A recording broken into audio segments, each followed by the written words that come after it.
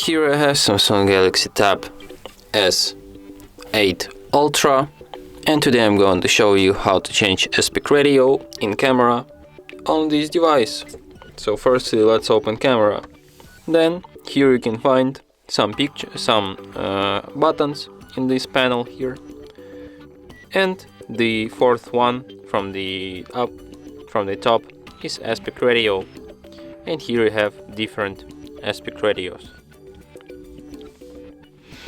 And that's it. Thanks for watching.